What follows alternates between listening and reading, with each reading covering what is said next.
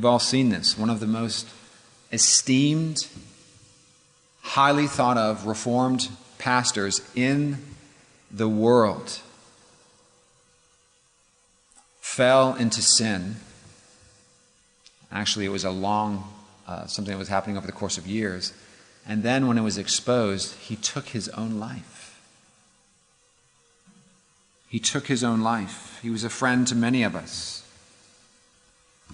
We now know that for many years he was carrying on various extramarital affairs, all the while pastoring one of the largest and most beloved churches in the Free Church of Scotland. He was speaking at high-profile Reformed conferences in the UK and in America. He was holding leadership and teaching positions at Edinburgh Theological Seminary. He was writing engaging and theologically insightful books and articles for magazines like Table Talk. I was told that a few months after he took his life and all this was exposed, that he was due to speak on the topic of temptation at a Banner of Truth conference. Many of us have asked, how could this happen? Well, the way it happened was that subtle, duplicitous behaviors turned into larger and more regular ones, which eventually turned into a life of duplicity and heinous sin. And at one point in the process, his personal relationship with the Lord vanished altogether. The main temptation is to underestimate the importance of prayer. And I don't just mean time in prayer. I mean prayer and mortification. Sinclair knows certainly about, maybe you do. I mean, there was a very prominent Scottish minister a couple of years ago who was found out to have been living a double life, and he took his own life. And he did leave some suicide notes, evidently. And there was one, maybe I shouldn't know what's in it because it has been made public, but there was one place where he said, I've been preaching for many years without praying. Now, that doesn't put the fear of God in you. I don't know what will. I do know that what happens is that John Newton, Edwards, all the old writers used to talk about the difference between grace and gifts and not mistaking gifts for grace. We don't talk about that today anymore. But what they would, I know how this works. I did know a man pretty well who had an affair, and though he was a minister, he was a prominent minister, he had an affair, and he had to, of course, leave his church. What he told me was that he would be having the affair, feeling very guilty, and sort of losing a sense of confidence. And then what would happen virtually every Saturday is he'd get down on his knees and he'd say, I'm going to call her on Monday and I'm going to call it off.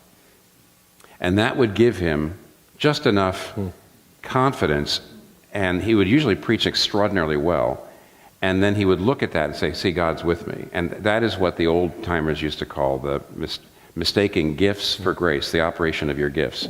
If you've got a gift, if you've got the knowledge, you've got the chops to speak and preach, the gifts can operate even when the grace is diminishing.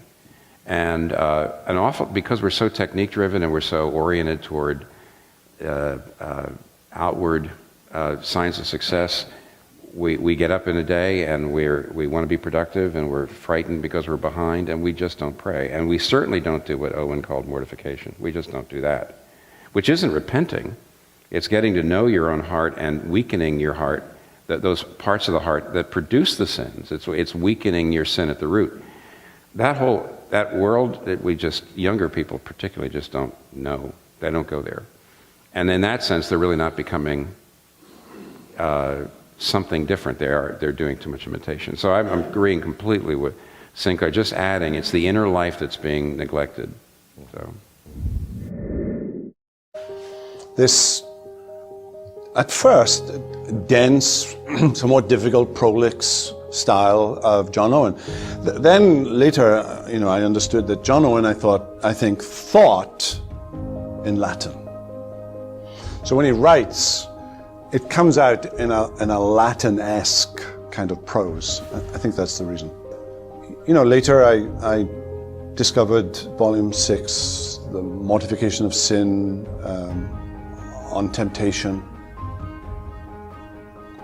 just incredibly challenging, convicting,